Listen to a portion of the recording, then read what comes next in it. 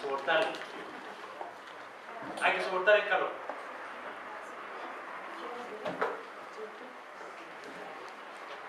Para mí es un agrado estar nuevamente con ustedes por compartir la palabra de Dios, es un honor para mí. Y en esta tarde quiero llevarlos a recorrer un poco el Antiguo Testamento, recorrer la vida de una persona que todos nosotros conocemos. Si hemos leído la Biblia, por supuesto. Pero yo creo que todos lo conocemos porque es una persona muy famosa. Muy famosa. Por ahí creo que mató a alguien con una onda. Pero es una persona famosa. Vamos a hablar un poco de David. Vamos a usar uno de sus ejemplos, una parte de su vida, para ilustrar una verdad actual. Quiero que busquen en el libro de 2 de Samuel.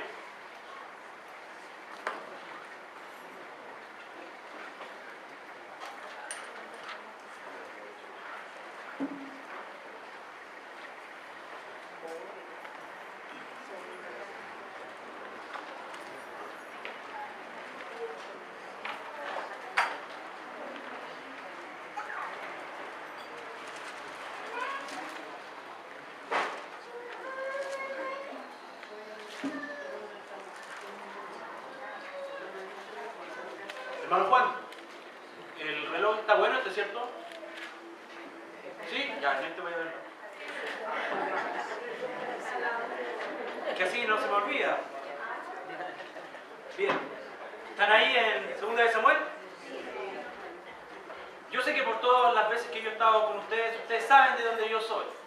No creo que haga falta preguntar. Pero yo soy del sur de este país, del sur, donde hace frío, donde hay mucho verde. Y por ser de allá, muchas cosas me pasaron. Yo he contado muchas aventuras aquí, pero esta tarde quiero contar una que es de mi infancia. Ustedes saben, allá hace frío y allá también se va a la escuela. Allá no pasa el furgón escolar a buscarlo a uno y uno tiene que ir al colegio. Yo tenía que caminar 2 kilómetros y medio para llegar al colegio. Y si yo llegaba tarde, no se enojaba mi profesor conmigo, se enojaban mis compañeros. ¿Por qué yo llegaba tarde? Y tantas veces que yo iba al colegio, cuando me levantaba en la mañana me peinaba, me echaba agua, salía a la calle, daba un par de pasos y ya estaba absolutamente congelada el agua en mi pelo, como si hubiese echado gel. Ese era el frío que hacía allá. ¿Se imaginan caminando un niño de tan solo, no sé, 7 años, solo, al colegio? Esa era mi vida en el sur. Pero, como todo buen niño, a esa edad, por la noche sucedía algo que a mí no me gustaba, pero que yo no podía evitar. En las noches yo tendía a nadar en mi cama. Sí, como todos los niños, yo alguna vez también me hice pipí en mi cama. Esto tengo que reconocerlo, ¿qué le vamos a hacer? Pero yo, lo que me anima a poder contar esto es que a usted también le pasó, no se haga. Entonces, cada vez que esto a mí me pasaba, mi mamá tenía que levantarse más temprano, calentar agua y bañarme. No me iba a ir así para el colegio.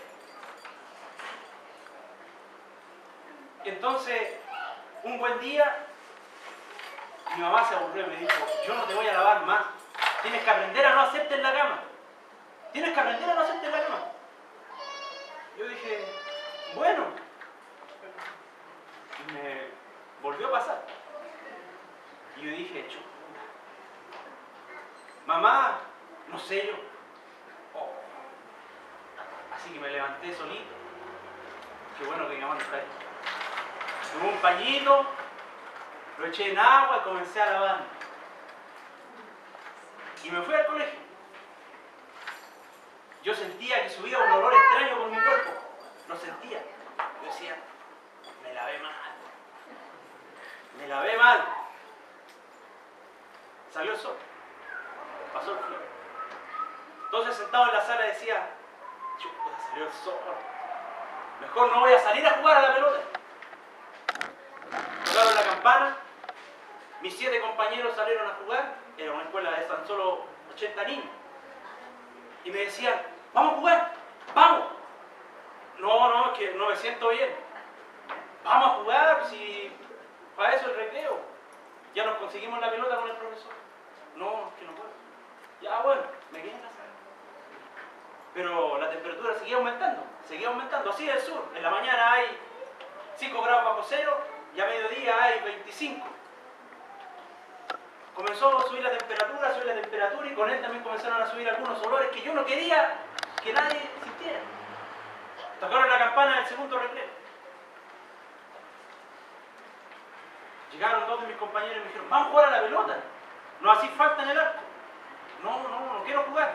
Yo no quiero jugar por ningún motivo. Pero que, ¿por qué no voy a salir? Este es el recreo más largo. Este es el recreo que dura media hora, te voy a estar todo el rato aquí sentado mirando afuera por la ventana. Me tomaron entre los 2 de los brazos y me sacaron afuera, me sacaron. Cuando ya me tuvieron afuera, cuando me hubieron sacado, uno le dijo al otro, es que hay un olor extraño aquí. Y el otro le contestó, sí, hay un olor extraño, ¿no habremos pisado algo? Y los dos empezaron a mirar así. Yo por dentro decía, no, si no han pisado nada, soy yo, pero ¿cómo les digo? No les puedo decir que soy yo. Así que cuando ellos comenzaron ya a buscar seriamente qué es lo que era, corrí a la sala. Y ahí ya no me sacaron más, tocaron la campana, todos entraron en la sala nuevamente. Pero ya no había nada que hacer, yo ya había salido, había estado en el suelo. Me senté en una esquina de la sala. La sala se había construido un par de años antes y que estaba hecha para 30 alumnos. Habíamos 7. Yo estaba en un rincón solo. Y todos estaban acá. Con 4 mesas ya era suficiente para los 7. Pero yo estaba al fondo. El profesor me decía, ven porque voy a leer el libro y no voy a escuchar. No, si aquí estoy bien, lo que pasa es que quiero mirar afuera y no me siento bien. El profesor insistió, me dijo, ven. No, profesor, es que de verdad no puedo ir. Se acercó el profesor y por dentro yo sentía que de esta no me iba a escapar. Entonces él llegó, ¿qué te pasa? Es que no puedo ir, profesor. Se acercó y él comprendió. Ah, me dijo, ya. Se volvió y siguió haciendo la clase y yo me quedé en ese esquina. Los alumnos le decían, mis compañeros, ¿qué le pasa? No, tienen problemas, déjenlo tranquilo. Tocaron la última campana, era para almorzar. Para mi mala suerte, la cocina era pequeña y todos teníamos que volver a comer a la sala. Pero la fila se hacía todo solo. Llegué a hacer la fila, yo dije, ya no importa, ya terminaron las clases, ya no hay nada que hacer, yo voy a ponerme ahí y por último estamos todos amontonados, nadie se va a hacer. Me coloqué en la fila. Uno de los niños que estaba detrás mío, que era pequeño, más chico que yo, ustedes saben cómo son los niños pequeños, nadie les puede tapar la boca, dijo, oye, Winnie, aquí hay olor a chi. Y yo me di vuelta y le dije, ¿qué? ¿Hay olor aquí? ¿Estás seguro? Sí, hay olor. Huélanse todos. Y todos empezaron a olerse entre ellos los niños. Y dije, aquí estos cabros chicos me van a delatar. Me salí de la fila y me fui a un rincón detrás de un árbol por allá. Esperé hasta que todos ya se habían ido.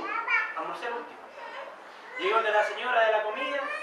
Me dijo, ¿por qué llegaste al último? Yo siempre soy uno de los primeros en venir a comer aquí. Es que no podía. Me pasó mi bandeja y al lado de la puerta comí parado. No quise volver a la sala. De allá volvían mis compañeros, oye, ven a comer acá, aquí estamos todos riendo. No. Terminó el día escolar, entregué la bandeja, fui a buscar mi mochila cuando ya nadie estaba en la sala, entré, saqué mi mochila y me fui caminando. Pensando que ya mi dilema había acabado, yo iba a llegar a la casa y me iba a bañar como correspondía. Y le iba a decir a mi mamá que jamás en la vida volviera a hacer eso, porque si no yo la iba a matar ahí. Entonces voy caminando, ustedes tendrían que conocer donde yo vivo, es un camino extenso, largo, pero justo en la mitad del camino hay una curva. Voy llegando a la curva, estoy comenzando a entrar en esa curva y a la orilla del camino, en el pasto verde, estaba ella, la niña que a mí me gustaba. Y estaba con 2 de sus mejores amigas. Yo voy llegando ahí y me dicen, ah, mira Pablo, ven, que tenemos que mostrarte algo. Yo, no, yo me tengo que ir para mi casa. Me dicen, pero no, si yo sé que tú no haces nada, ven. Yo, no, es que me tengo que ir. Pero ven, se pararon.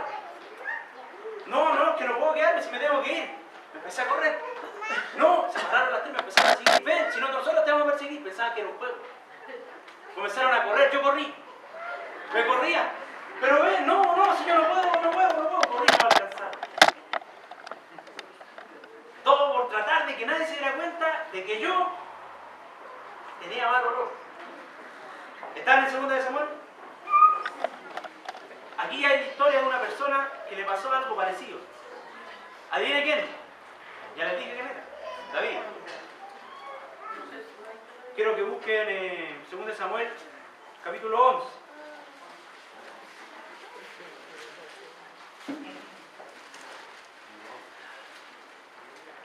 Bastará con que lean el epílogo. Vamos a hablar de David y Betsabé. Conocen la historia, ¿no? David, el rey de Israel, como dice ahí en 2 de Samuel, en el tiempo que los reyes iban a la guerra, el niño se quedó. Y dice que un día paseando por el terrado, vio a una mujer muy hermosa.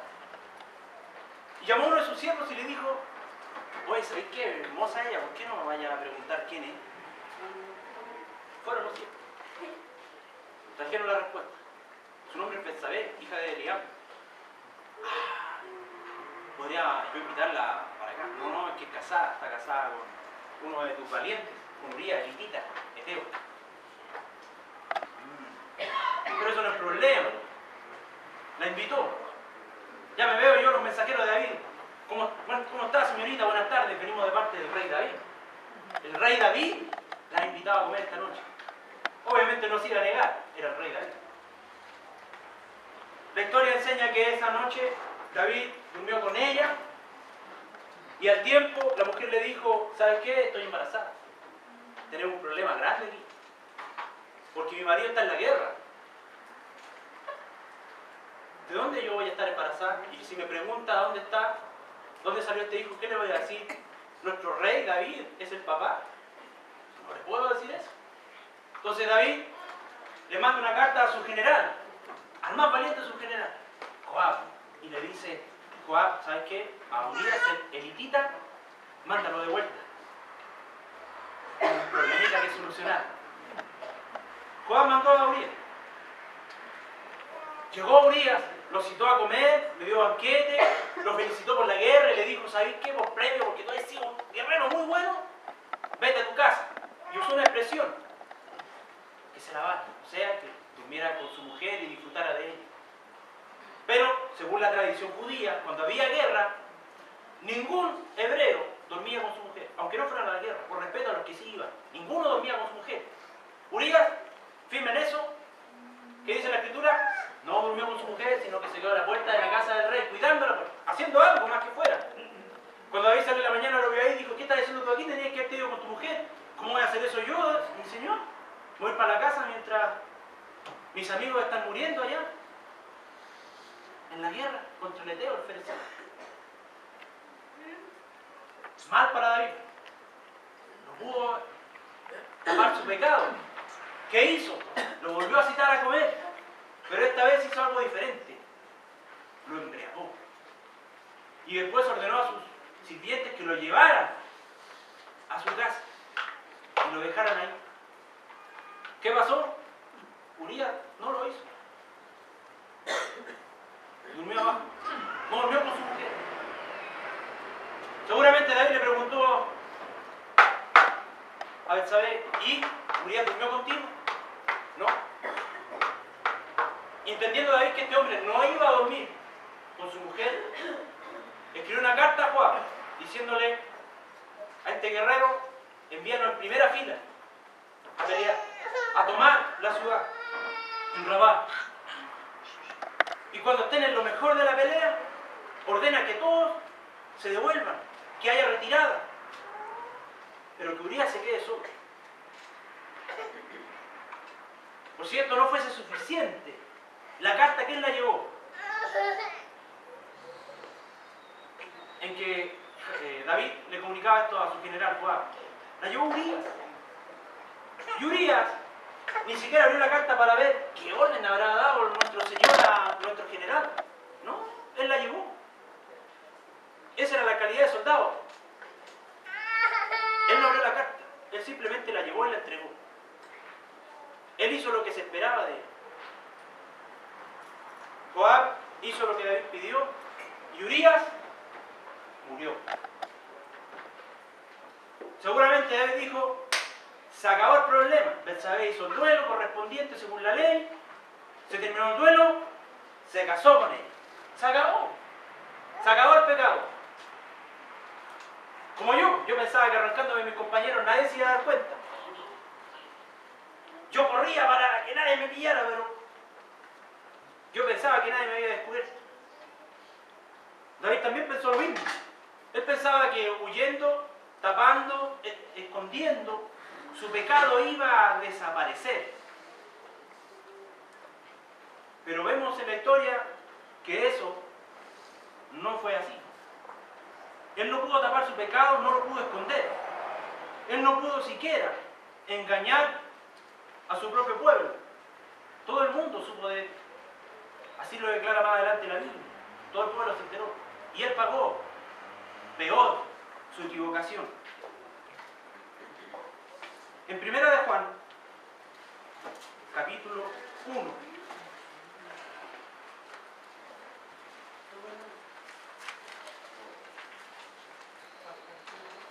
Primera de Juan, capítulo 1, versículo 6.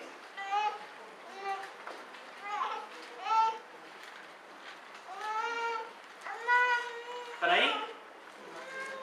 Primera de Juan, capítulo 1, versículo 6 dice, si decimos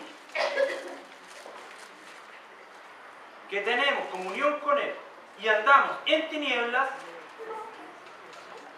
mentimos y no practicamos la verdad. 8. Si decimos que no tenemos pecado, nos engañamos a nosotros mismos y la verdad no está en nosotros. 10. Si decimos que no hemos pecado, le hacemos a Él, ¿cómo? Y su palabra no está en nosotros. Volvamos a 2 de Samuel. Un capítulo después de eso, llega el profeta Natán. Profeta de Dios en esa época. Y llega el profeta Natán y entra al lugar donde estaba David. Y ya me imagino cómo entró rey David diciéndole, profeta, has llegado, gracias por venir, dime qué noticias traes. David estaba resolviendo problemas. Ustedes saben que en la antigüedad los reyes administraban justicia. Entonces el profeta Natán le dice a David, David, tengo un problema. ¿Sabes que hay una situación que resolver? Hay dos hombres que son vecinos. Uno de ellos tiene muchas posesiones, muchas. Es un hombre rico. Pero su vecino es un hombre pobre, que ha criado sus hijas, y entre ellas una corderita. Y la ha criado como sus hijas. Ah, ya veo. Tal vez habrá respondido David. ¿Cuál es el problema? Es que cierto día viene un visitante a ver al hombre rico.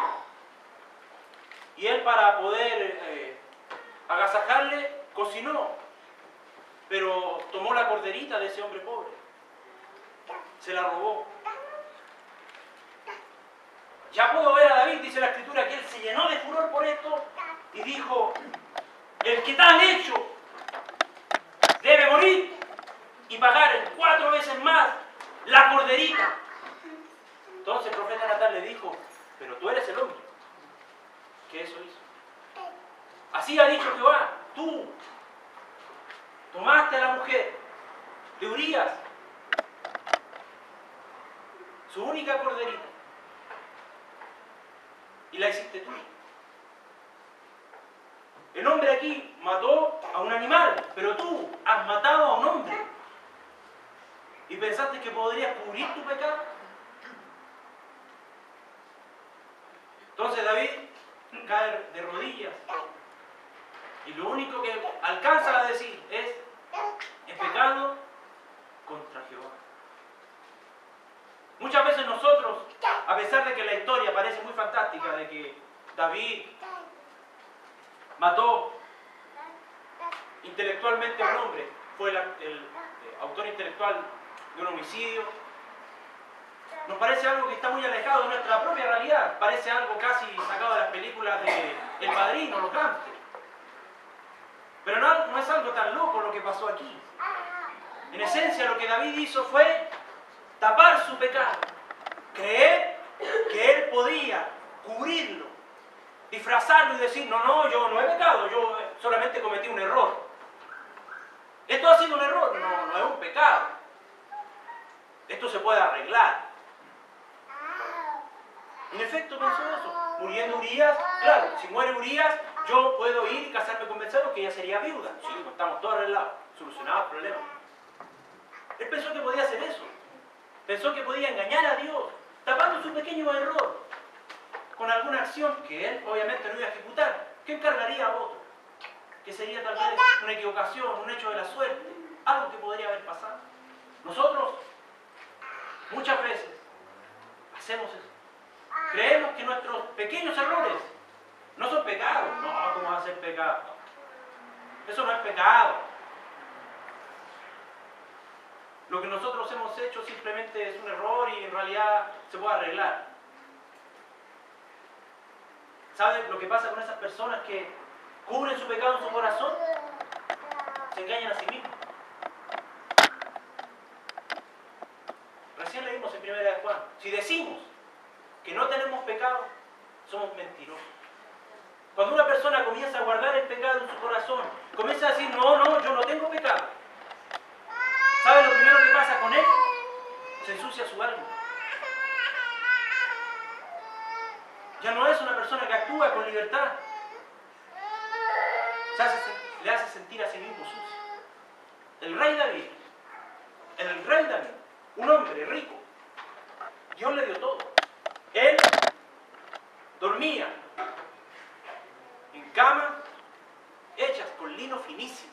Su vestimenta era de lino finísimo. ¿Sabe usted lo que costaba en esa época hacer lino? ¿Sabe usted lo que costaba el lino? Era lo mejor, la mejor seda que usted podría encontrar ahora. Sería lo equivalente para lo que David usaba. Las cortinas que cubrían su cama, la ropa que él usaba. Todo. Sin embargo, David aquí se siente sucio, cochino. Se siente peor que un chancho cuando está en el barro. Para los hermanos que no son de aquí, un cerdo. Un cerdo, un cochino. Se siente lo peor. Pero el rey de David dormía en camas de lino. Lo segundo que pasa en nuestro corazón es que satura nuestra mente. Nosotros creemos que no hemos pecado. No, yo no pequé. No, yo no he pecado, no. Simplemente me equivoqué. Es un error pequeño. Sin embargo, ese pecado que está ahí comienza a hincar nuestra mente. No, tú no pecaste. Tú no te equivocaste. Tú pecaste. No. Si yo no he pecado. Lentamente comienza a herir nuestra alma. A quedarse ahí. A situarse. Comienza a hacer una llaga ahí que no es fácil de poder borrar ni curar. Hay heridas que causan mucho dolor en nuestra alma. Pero existen heridas limpias. Como el dolor de haber perdido a un ser querido. Como el dolor de haber pasado por una situación grave en donde algún familiar sufrió alguna pérdida o algo. Ese es un dolor en el alma que es limpio. Es una herida limpia, algún día sanará. Tal vez se demore un poco más, pero sanará. Pero la llaga que deja un pecado sin confesar a Dios, la llaga que deja un pecado oculto, esa culpa, es una herida sucia, no sana. Se queda ahí. Y nosotros seguimos. No, si yo no he pecado, yo no me he equivocado. Y se queda en nuestro corazón hasta que se transforma en una amargura. En algo que no nos deja vivir. ¿Usted ha visto personas que viven con un espíritu de amargura? Estamos hablando de hermanos, ¿ah? ¿Los ha conocido? Son las personas más odiosas y vituperantes que usted pueda conocer. Para ellos nada es bueno.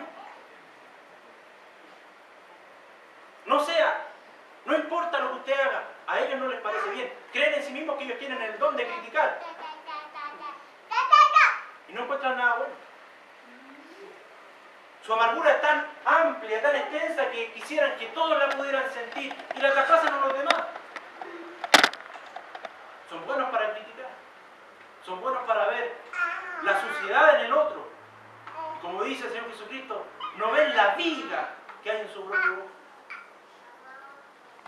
Y por último, ¿sabe lo que hace ese pecado no confesado en usted? Que usted intenta ocultar. Sella sus labios. Lo sella. Usted ya no puede cantar, no puede alabar al Señor como debiera hacerlo. Usted ya no puede predicar. Usted ya no puede hablar. Usted ya ni siquiera puede decir el Señor, porque es que algo que le desgarra en su corazón. Ya no puede decir el Salvador. Reemplaza todo eso por simplemente Dios, porque le duele menos. Porque cada vez que dice Dios, es una palabra general, Dios. No es el Señor, mi Salvador. Y cuando ya una persona ha llegado hasta ese extremo, cuando ya se ha perdido tanto, generalmente comienzan a errar y van de una iglesia en otra y nada los puede llegar a conformar. ¿Sabe? Le digo algo, si tan solo confesaran su pecado al Señor, todo eso acabaría. Si realmente reconocieran en sus corazones que se han equivocado y han pecado contra Dios y dejaran que esa amargura se liberara de sus corazones, podrían ser libres y poder alabar y gozarse con los hermanos.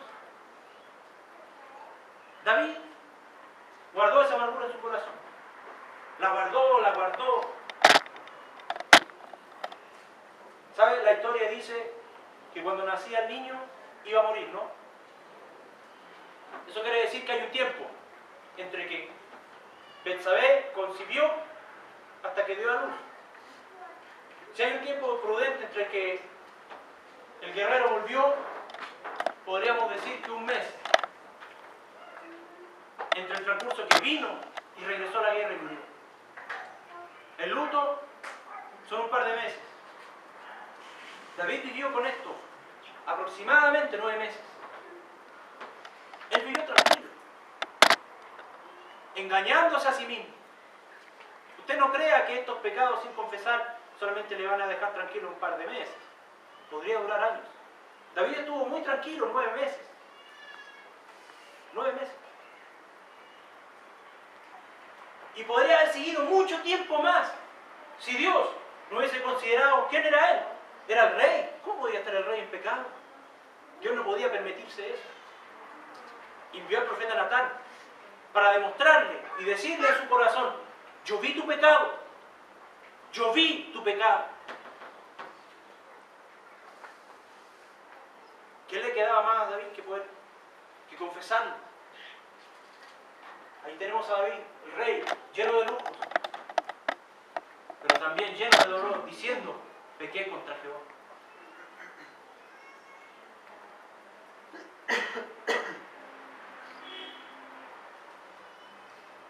Dios expuso el pecado de David. Lo expuso.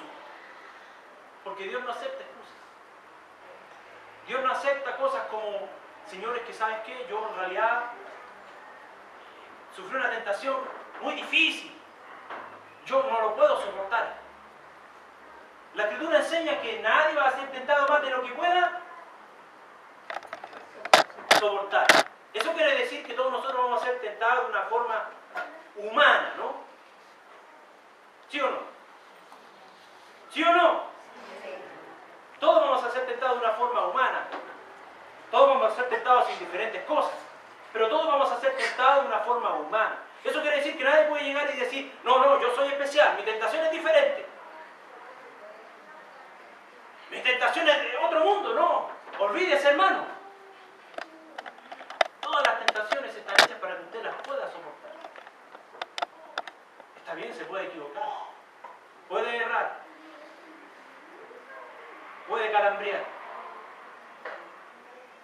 usted puede vivir una vida difícil. Usted puede estar en pruebas constantemente. Usted puede estar en pruebas constantemente. Lo que no puede hacer es estar separado de Dios. Finalmente, cuando nosotros no confesamos nuestros pecados, nos separamos de Dios. Nos separamos de Dios. Usted sabe, la salvación está ahí. Yo no he perdido mi salvación. Está ahí. Dios no mató a David, no lo cortó. Yo cuando nací en mi familia, mi nombre es Juan Pablo Orias, yo nací Juan Pablo Orias y yo me voy a morir Juan Pablo. No puedo hacer otra cosa, ni siquiera negarme a eso, porque yo soy hijo de mi padre y se acabó. No puedo desnacerme. No puedo decir, no, ¿sabes qué? Yo voy a volver a mi concepción. No, yo soy Juan Pablo. Pero ¿qué pasa si yo desobedezco a mi papá? Me dice, oye, ve y córtate estos palos con el hacha porque hay que hacer fuego. Yo digo, no, no lo voy a hacer. ¿Dejé de ser Juan Pablo Orias? No, no dejé de ser Juan Pablo. Si luego me dice, ¿sabes qué? No vayas a ese lugar porque ese lugar no me gusta para ti. Pero yo voy. ¿Dejé de ser Juan Pablo Orias? No, no dejé de ser Juan Pablo Orias. Pero desobedecí a mi padre. Esto no es un asunto de salvación, es un asunto de comunión. Cuando usted no confiesa sus pecados delante de Dios y se separa de Él, cuando usted permite que el pecado se arraigue en su corazón, que cierra sus labios, usted pierde la comunión con el Señor. Se separa cada vez más, cada vez más. Si yo desobedezco a mi papá, yo ya no voy a poder llegar donde él y decirle, papito lindo, te quiero. No. Voy a necesitar que él me corrija, o por lo menos él me va a tener que decir algo, él no se va a quedar callado. No va a ser, no, aquí no ha pasado nada, yo desobedecí. No puedo llegar simplemente donde mi papá y decirle, papá, te quiero tanto, yo sé que lo desobedecí, él sabe que yo lo desobedecí. ¿Qué es necesario que yo haga? ¿Qué es lo que usted haría? Llegaría nomás y diría, papá, ¿sabes qué? Yo sé que no te desobedecí, pero yo igual te quiero. Nos vemos. ¿Haría eso usted o no? Nadie puede hacer eso. Es necesario que usted aparte un tiempo y converse con él. Papá, yo me equivoqué, pero perdóname, etc. Adivine, aquí es lo mismo. Usted no puede llegar a la iglesia y decir, no, si estamos súper bien con Dios. Mentira a los hermanos. ¿Cómo está tu relación con el Señor? Excelente, pura victoria. Pero por dentro no es así. No puede llegar y decir, no, si yo voy a servir ahora al Señor. Sí, si para eso somos cristianos. No puede. ¿Usted cree que va a recibir una adoración el Señor de alguien que no se ha puesto a cuentas con Él? ¿La va a recibir como, me está adorando, qué bueno? No, no la va a recibir. Usted no se ha puesto a cuentas con Él, no lo va a escuchar. Dios empujó a David a que tuviese que conversar con Él. Dios empujó a David a que tuviera que conversar con Él. Mandó al profeta, lo obligó a tener que confesar su pecado delante de todos los que estaban ahí. Lo obligó a hacerlo, porque él era el rey. ¿Usted está esperando que Dios también haga lo mismo con usted? ¿Que lo tome y lo empuje? ¿Que haga público su error? ¿Que todos lo sepan?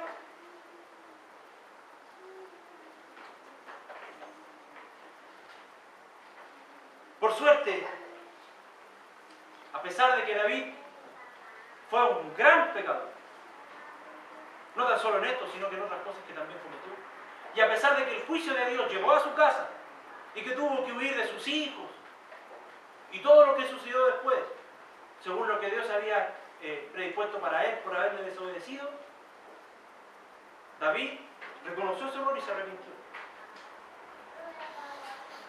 En Salmos 51,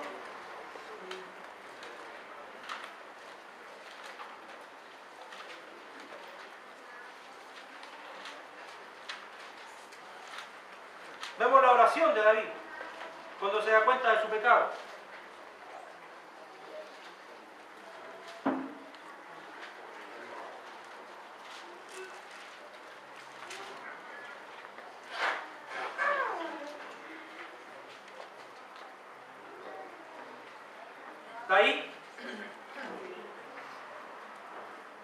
¿Qué dice el primer versículo? ¿Cómo dice? Ten piedad de mí.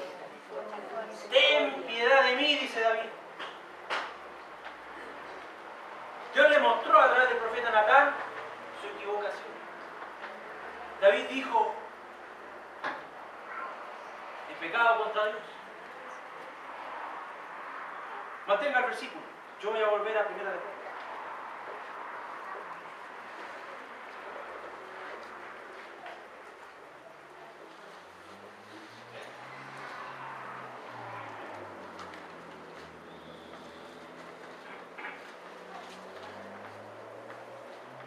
A pesar de que David pecó, fue un gran arrepentido. Él se puso a cuentas con Dios. Dice en 1 de Juan 1:5, dice, en este mensaje, este es el mensaje que hemos oído de Él. Y os anunciamos, Dios es la luz, y no hay ninguna tiniebla en Él. Si decimos que tenemos comunión con Él, y andamos en tinieblas, mentimos, y no practicamos la verdad. Pero si andamos en luz, como Él está en luz, tenemos comunión unos con otros, y la sangre de Jesucristo, su Hijo, gloria a Dios, nos limpia de todo pecado. Si decimos que no tenemos pecado, nos engañamos a nosotros mismos, y la verdad no está en nosotros. Si confesamos nuestros pecados, ¿qué es lo que es Él? ¿Qué es Él? Fiel y justo. Fiel y justo para perdonar nuestros pecados y limpiarnos de toda maldad. Dice ahí que Él es fiel y justo. ¿Sabe? Cuando Él nos dio la salvación, no nos entregó la salvación y nos dijo, ya, esta es la salvación, así que ahora es cosa tuya. Tú ve cómo la te arregláis. No. Eso sería injusto para nosotros. Usted tiene una naturaleza pecadora, yo tengo una naturaleza pecadora, lo que nos asegura que usted la va a embarrar. La salvación en sus manos le va a durar lo que le dura un dulce a un niño. Por eso Él es fiel y justo. Él sabe que nosotros somos pecadores. Por eso Él es fiel y justo para perdonarnos. Si nosotros estamos dispuestos a reconocer nuestro pecado, a reconocer que nos equivocamos y a exponer nuestros pecados delante de Él. Exponer nuestros pecados delante de Él. No decir simplemente, Señor, perdóname porque yo he pecado, eso es seguro. No, uno por uno, cada uno de nuestros pecados, uno por uno. El himno dice, bendiciones. ¿Cuántas tienes ya? Dios quiere que haga lo mismo, pero con sus pecados, que cuente cada una de ellas. Y usted también, al igual como dice el himno, se da cuenta qué tan pecador es hasta que reconozca cada uno de sus pecados. Él así lo quiere. Él es fiel y justo para perdonarnos porque Él considera nuestra situación espiritual. Él quiere y espera que usted lo haga. Él quiere que lo haga. Tengo un amigo yo. Él era chofer. Lo conocí en el ejército, para variar. Y un día íbamos de lo mejor en el camión y a él se le prendió la luz. Se le prendió la luz del líquido de freno. En un camión Mowat. Revisión técnica de eso no tiene. El ejército no hace eso. Si se puede arreglar con un chicle, se arregla con un chicle. Pero como se prendió la luz, él dijo, mira, se prendió la luz, yo no puedo entregar el camión así ahora. ¿Qué vamos a hacer? No sé, vamos a tener que llevarlo al mecánico, pero nos van a retar, pues si me lo entregaron bueno. Ahí que lo vamos a arreglar así. Abrió el tablero, sacó el fusible. Se acabó el problema. Se acabó el problema, ya no se prende la luz. Si no se prende la luz, no hay problema. Eso no es así en nuestra vida. Si se prende la luz que nos dice, pecaste, el problema no es con la luz. El problema es que usted tiene que ponerse a cuentas con Dios. Usted no puede apagar la luz y decir, no, yo no tengo ningún pecado. No, usted tiene que ponerse a cuentas con Dios. Y tiene que hacerlo tan pronto usted se dé cuenta que se equivocó. Dice la Escritura que Él es fiel y justo para perdonarnos perdonarnos de todo pecado. Dice que Él es fiel y justo. Y si Él es fiel y justo para perdonarnos de todo pecado, ¿qué esperamos nosotros para ir y pedir perdón? Si nosotros exponemos nuestros pecados delante de Él, Él los quitará, los va a sacar. Pero si nosotros no lo hacemos, Él los va a exponer para que se hagan patentes en nuestra vida.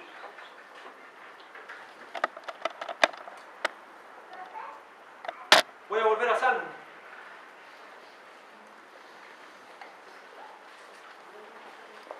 A Salmo 51. Aquí tenemos al glorioso Rey David.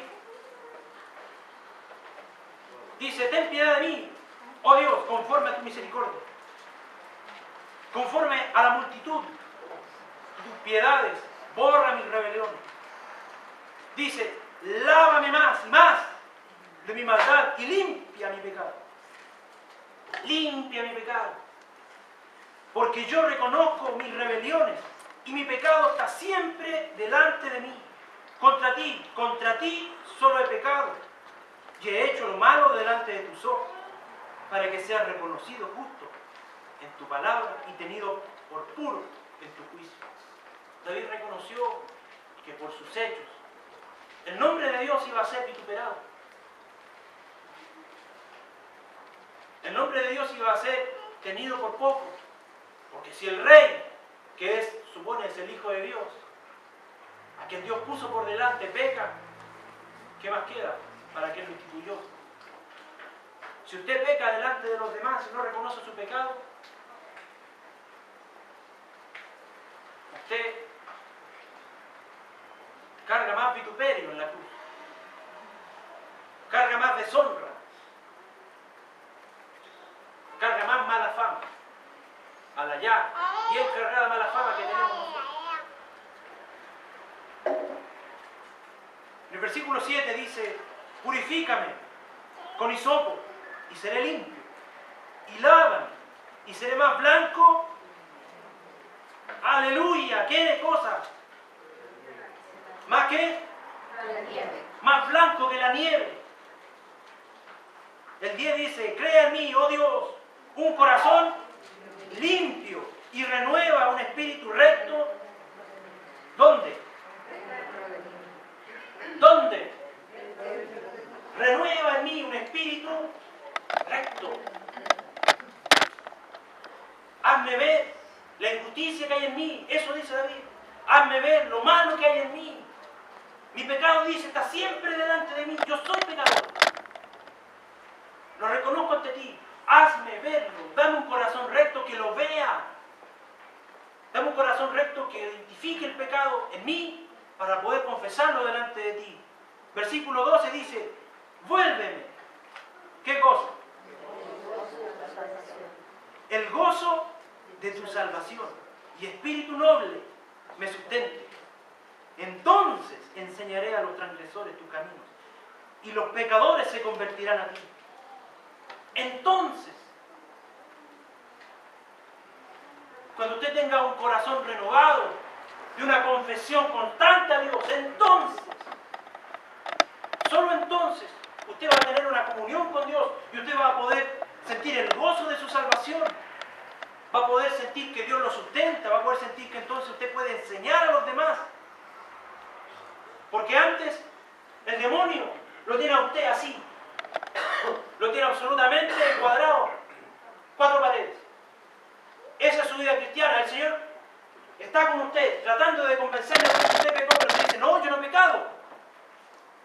Y el diablo está en su corazón diciéndole, ¿cómo tú puedes cantar cuando Cristo vino en mi corazón?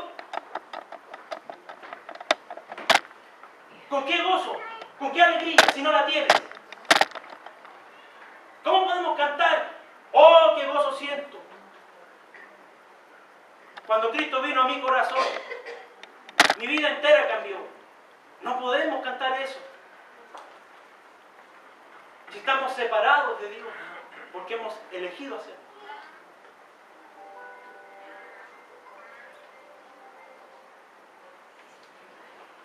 Por eso la oración de David Dice en el 14, líbrame de homicidios, oh Dios, Dios de mi salvación.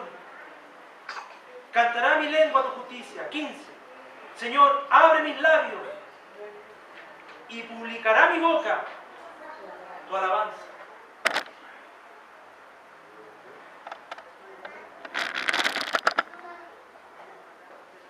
En Primera de Juan,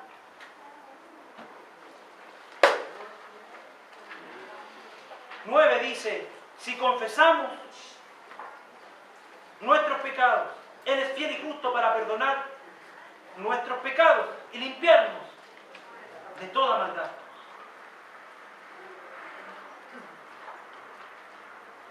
La pregunta que le voy a hacer, ¿usted está de acuerdo con Dios en esto? La palabra usada aquí es homologeo. Homo, lógico, decir lo mismo. Homo igual, lógico decir. O palabra. Es decir lo mismo. Eso quiere decir que usted, cuando es contrastado su pecado, usted está de acuerdo con Dios en que eso que Él dice que es pecado, en su vida, es pecado. Y como usted está de acuerdo con Dios en que eso que usted hizo es pecado, usted pide perdón a Dios y está de acuerdo en todo.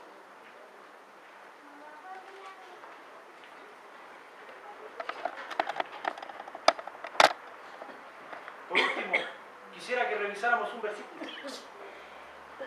Está en el libro de Hebreos.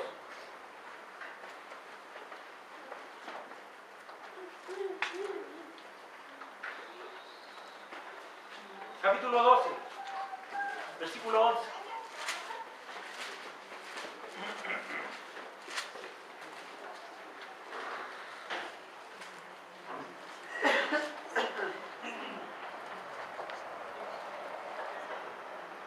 Quiero que piense en este versículo en la semana, para que usted pueda confesar algún pecado oculto si lo tiene. Dice Hebreos capítulo 12, versículo 11. Es verdad que ninguna disciplina al presente parece ser causa de gozo, sino de tristeza, pero después da fruto apacible de justicia a los que en ella han sido ejercitados. Tal vez usted piense que es muy duro confesar sus pecados delante de Dios y sufrir tal vez el castigo. Pero yo puedo decirle que es la única manera de volver a reconciliarse con Dios. David, cuando oró, no tenía miedo al castigo de Dios. Él tenía miedo a perder la comunión con su Padre, con su Creador. No huía del castigo. Nosotros no debemos huir del castigo. Nosotros debemos tener miedo de desagradar a Dios. Y dice el versículo, es verdad que toda disciplina al presente no es motivo de gozo, sino de tristeza. Pero después, cuando nosotros hayamos atravesado por eso, reconocido nuestro pecado, orado a Dios, reconciliados con Él, dice que dará fruto. Dará fruto. Y para todo aquel que diga de sí ser un hijo de Dios, esto debe ser su prioridad. Estar a cuenta con Dios. Y si usted no está a cuenta con Dios, hoy es un buen momento para hacerlo. Porque dicho sea de paso, si no se pone a cuenta con Dios, usted no puede tomar Santa Cena.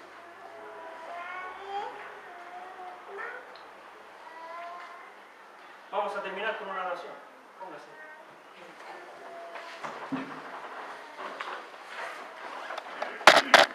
Padre Santo, a tu presencia vamos. Padre, pidiéndote perdón, porque en muchas ocasiones pecamos, pero no queremos reconocer nuestro pecado. Queremos engañar a los demás y a nosotros mismos diciendo, no, mi relación está excelente contigo, pero no es verdad.